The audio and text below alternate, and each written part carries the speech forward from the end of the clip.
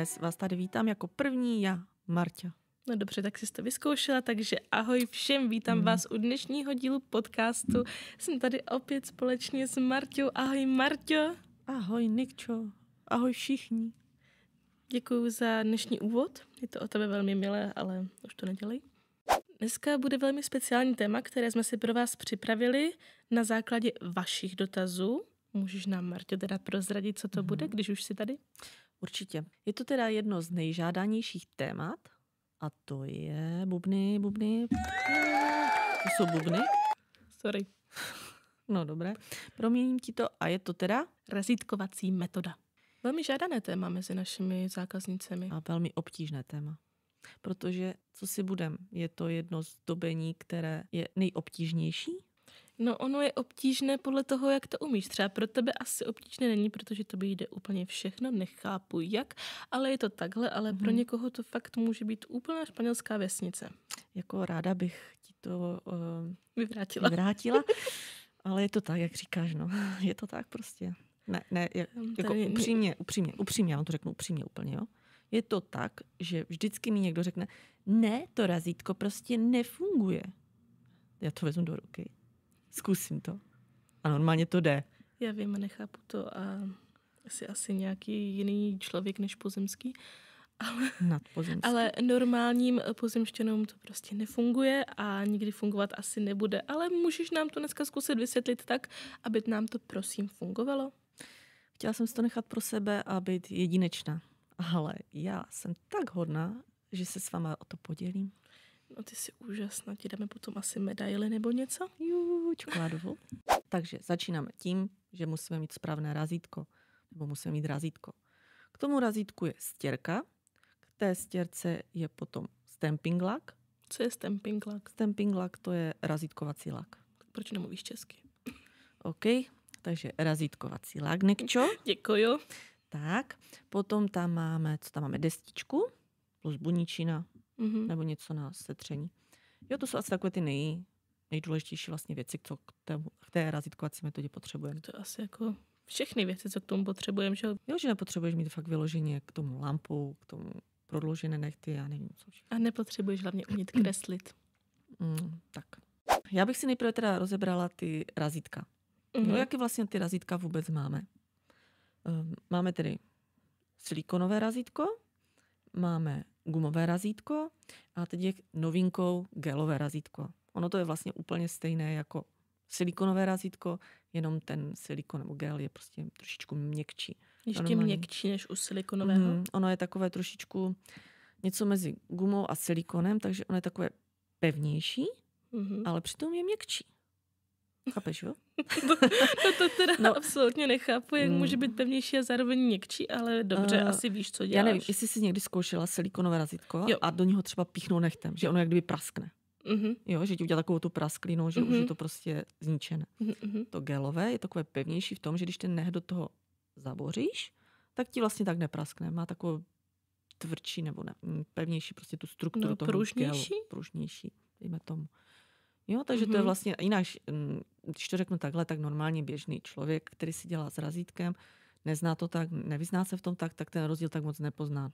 Tak dřív bývaly jenom ty gumové razítka, že jo? Dřív nebylo nic ničího ani na výběr. Kdybychom měli teď řešit jenom gumové razítko, tak si myslím, že to ani nepotřebujeme jako rozebírat, že tady tohle šlo skoro každému s tím gumovým. Teda aspoň za mě si myslím, že to takhle bylo. Že jsi to zvládla vlastně i ty. Já zvládám i silikon, jakože bacha na mě. No vidíš, tak někdo. Jo, takže o tom bych asi ani tak moc nemluvila, ale je to prostě gumové razítko, které když přenášíte vlastně, tak na to můžete tlačit.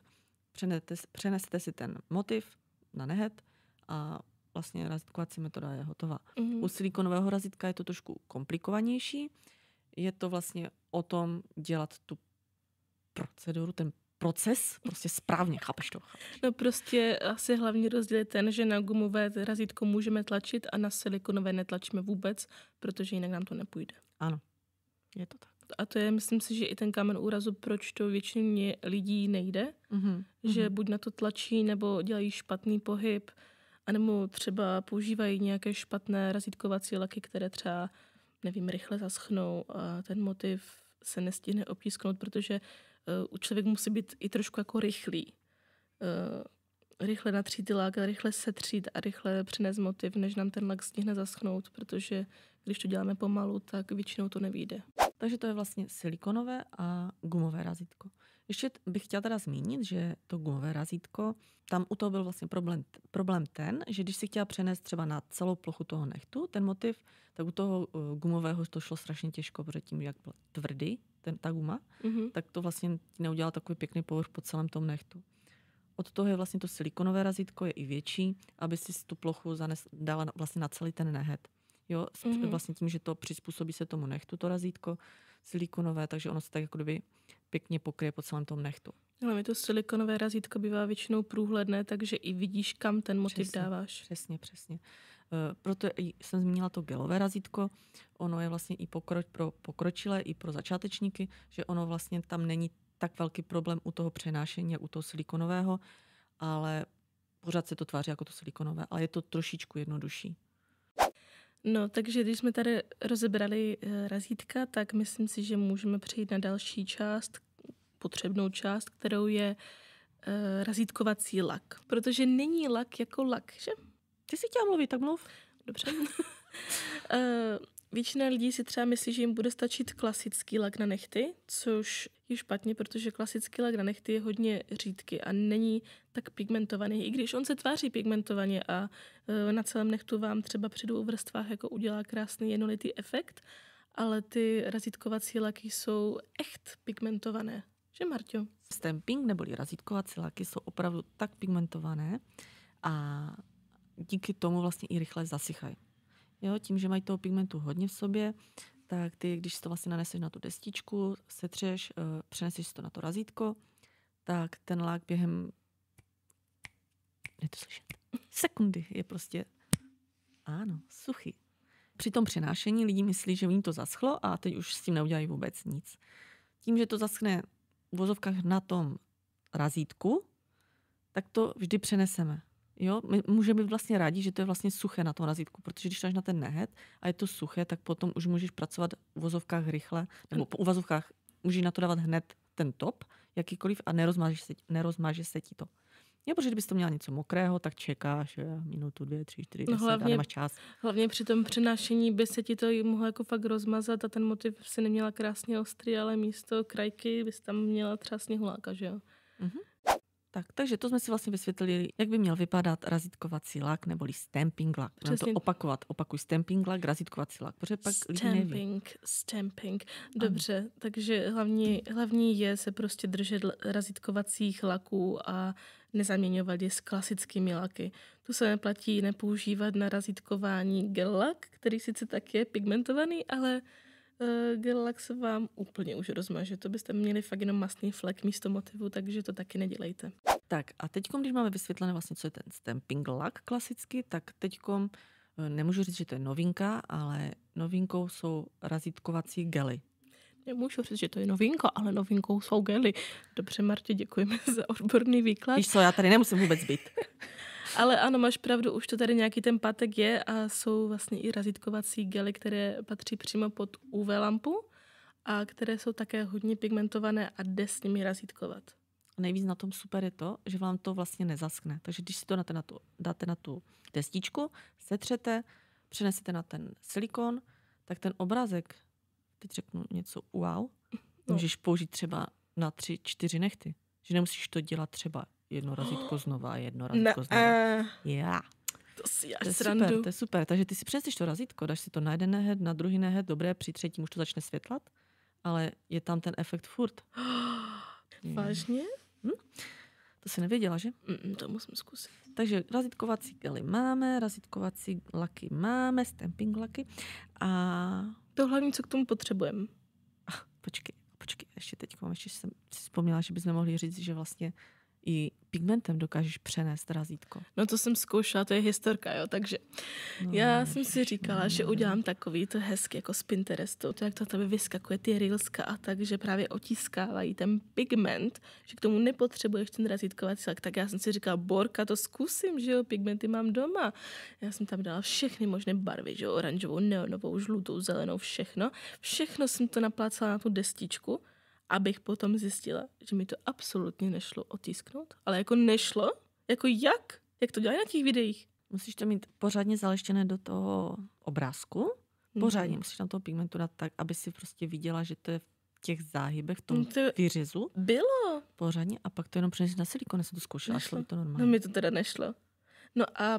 Hlavně nezapomeň, že to je pigment, že tam prostě ten pigment je jenom, nepůjde skoro na tom silikonu vidět, ale když to dáš potom třeba na černý gel-lak nebo černý podklad, tak to tam půjde vidět. No a musíš mít výpotek na tom nehtu, aby se ti to jako chytlo do něčeho, nebo to dáváš na hladký nehet? Ne, musí být výpotek. Musí být výpotek, aby se to vlastně přilepilo jako kdyby na ten nehet. Teď bych měla říct, že to takhle funguje, ale když tě lidi poslouchají, tak si řeknou, že to prostě nejde. Ale ono to jde. Nebojte se toho. Nikča je taková, jaká je a prostě vyzkoušejte to. Určitě vám to půjde. Dobře, paní chytrá, takže pokračuj. Takže už bychom mohli říct vlastně, že to máme, laky, gely, to jsme řekli, pigmenty. A teď bychom vlastně mohli přejít ještě na ty destičky.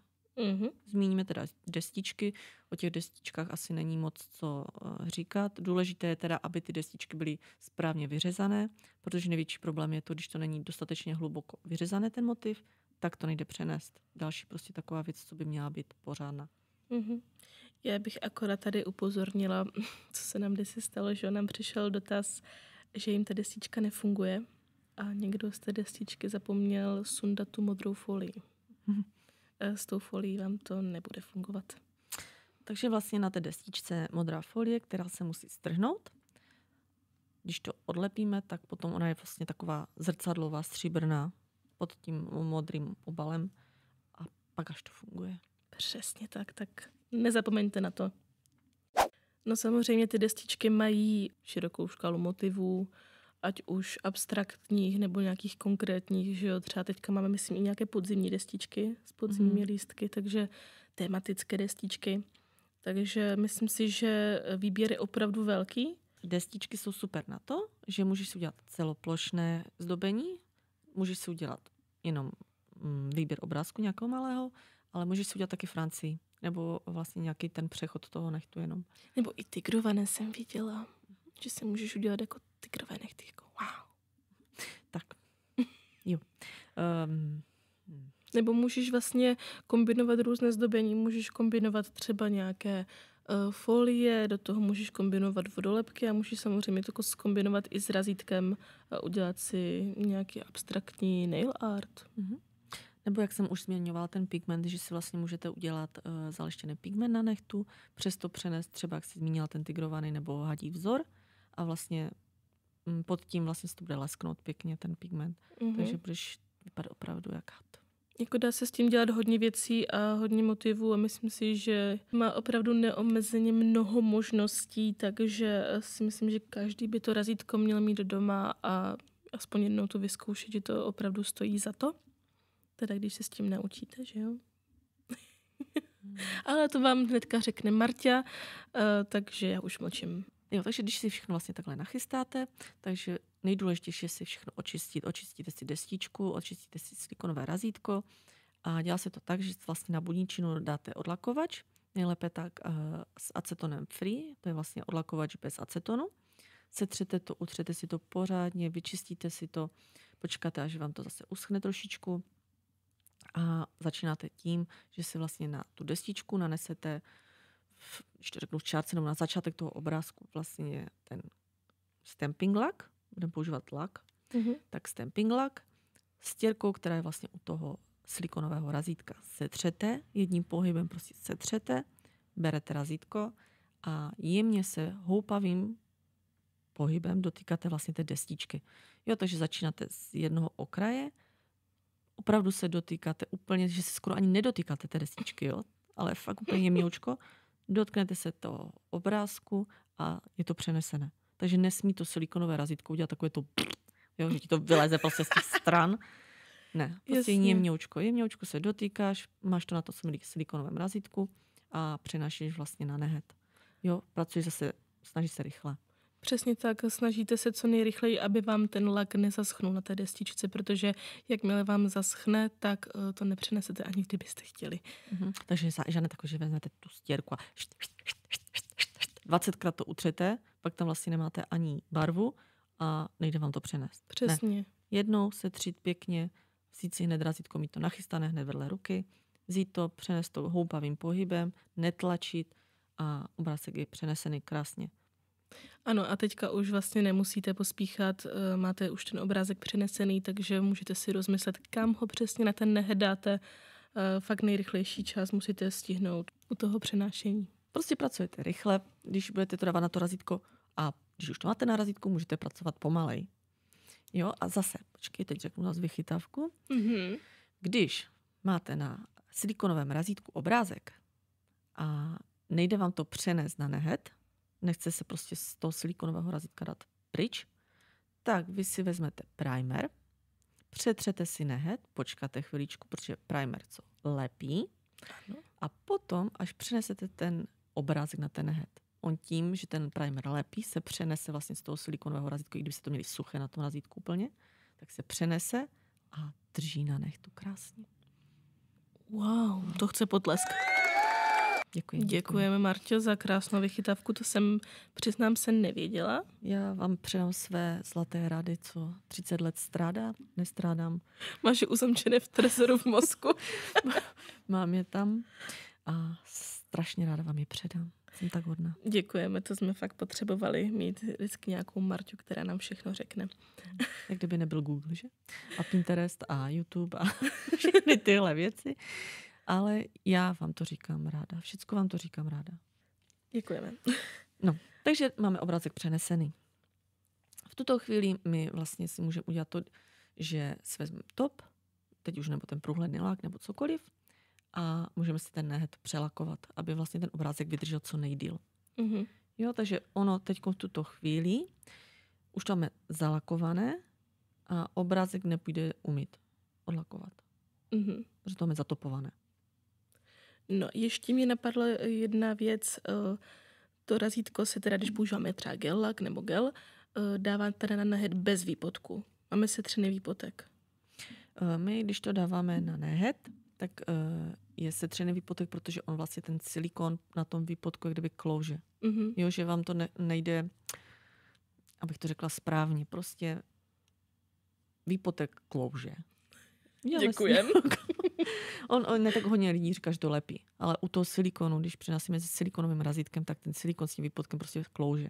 Takže nejlepší je setřít nehet a ten obrázek vlastně přenášet až potom, jak je setřený nehet. Jasně. Tím, že to může zaschnout právě na tom razítku, tak použijeme třeba ten primer, aby jsme to přenesli, kdyby nám to trvalo díl. No a jak je to potom třeba s výdrží toho topu, když potom vlastně ten nehet zatopujeme nějakým finishem, tak vlastně na tom nechtu drží třeba hůře ten top, potom, když ten nehet je de facto hladký? Ne. Jo, jako říká se, že máš vždycky nechat výpotek, že se lépe propojí vlastně ty vrstvy. Mm-hmm.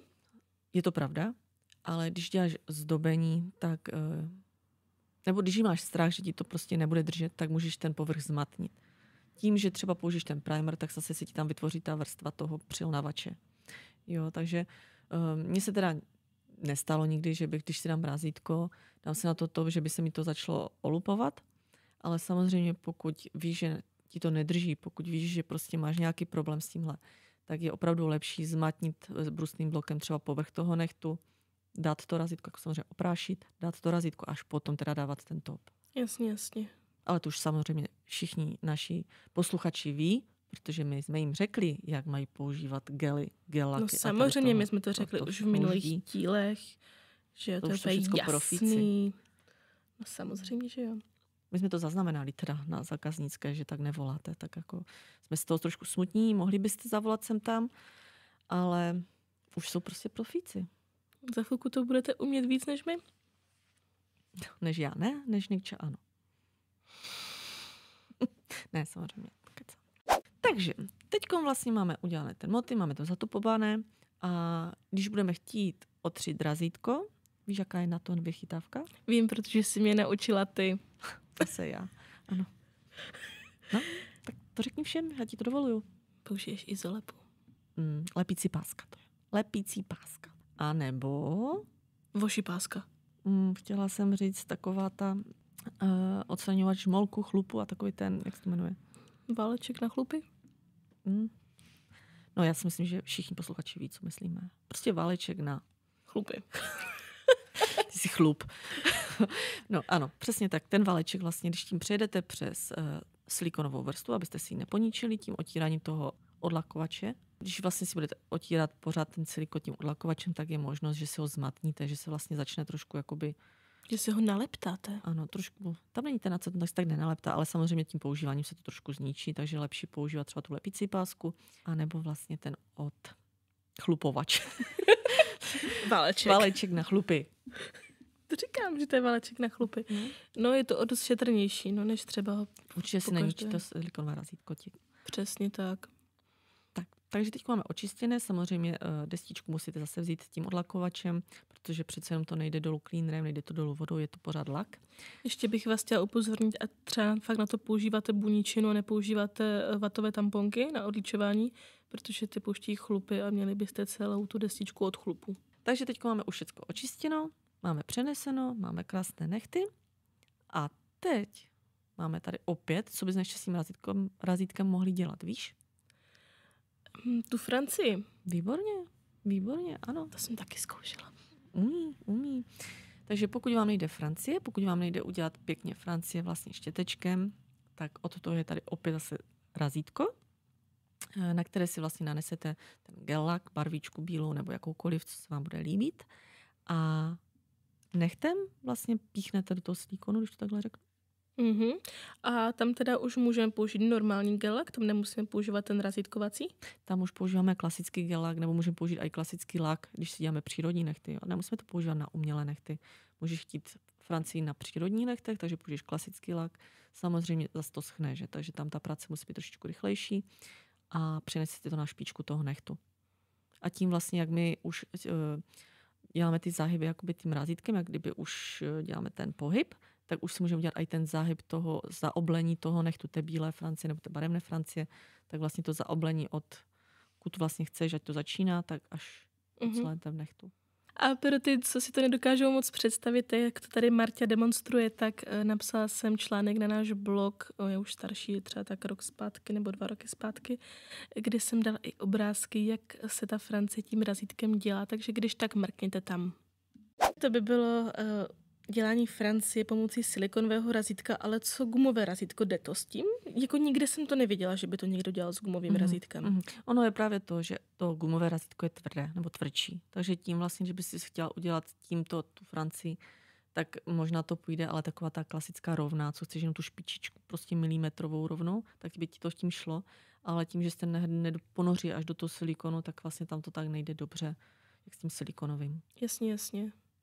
A ještě bych možná zmínila, že to je lepší dělat na delší nehty, protože kdybychom měli fakt úplně kratoučké nehty, kdy nám už začíná vlastně prst, tak už to tak nejde, jako když máme fakt jako delší nehet. Ono to půjde, ale zašpiníš si tak polovinu nehtu, že prstu a... Prstu spíš. Všeho. Víš, co ještě super? Ne. To, že existuje lak, no je to řeknuté, jak to znám. Chráníš nechtové kůžičky.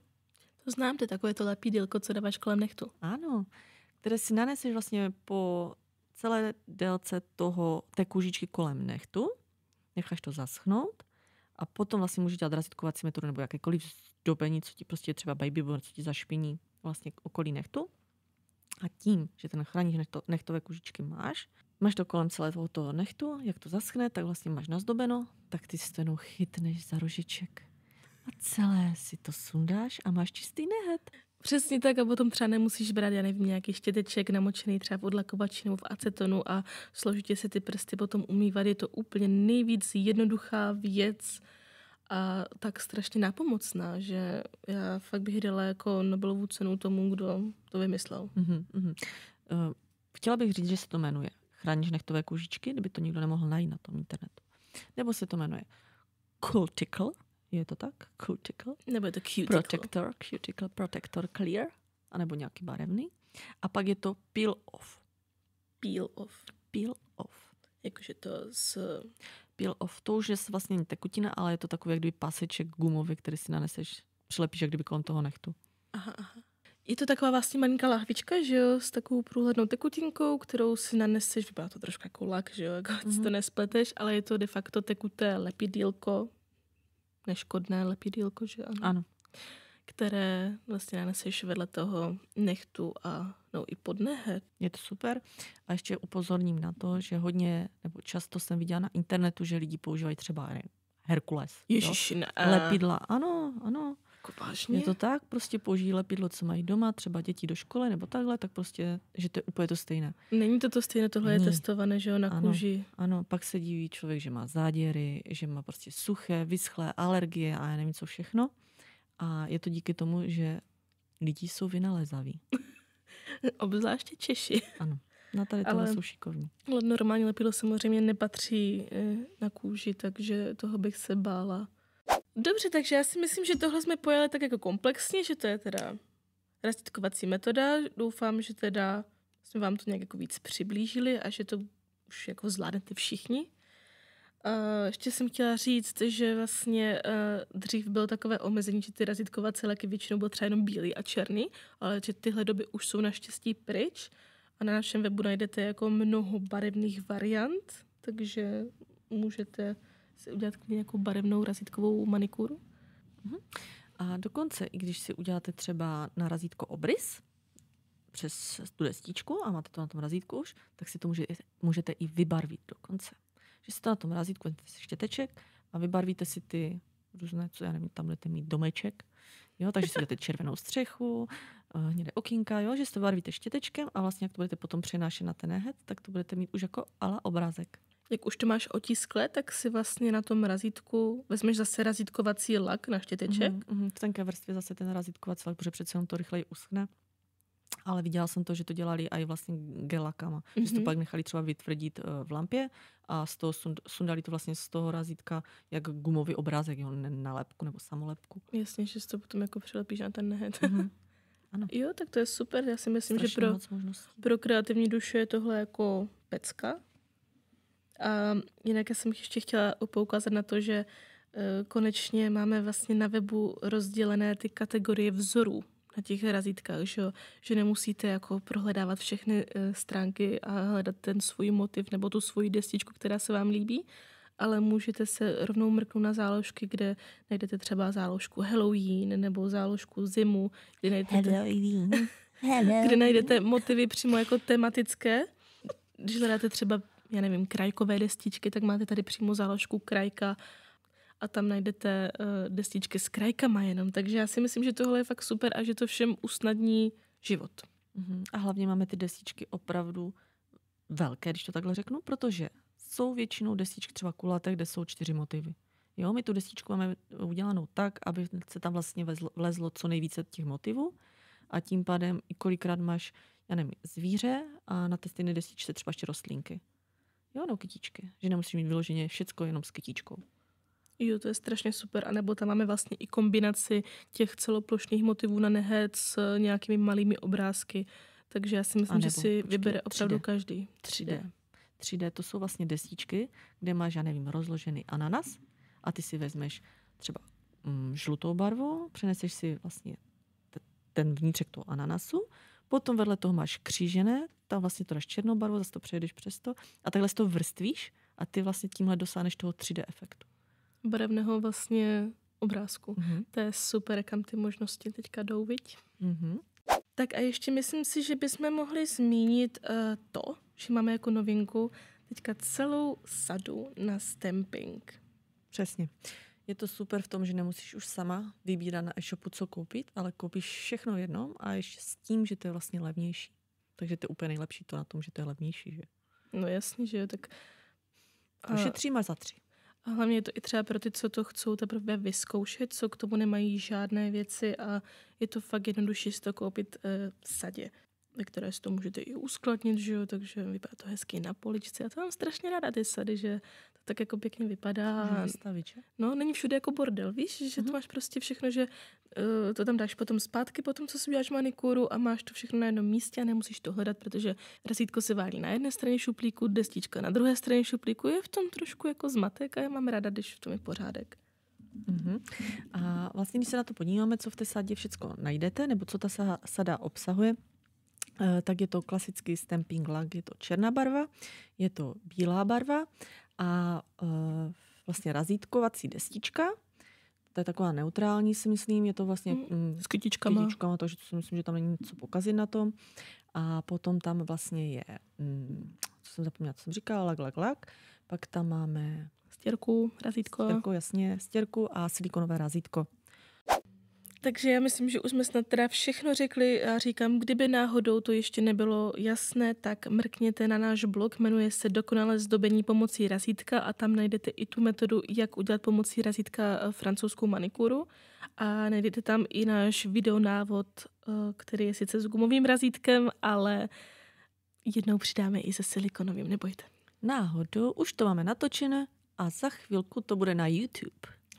Takže sledujte i náš YouTube kanál.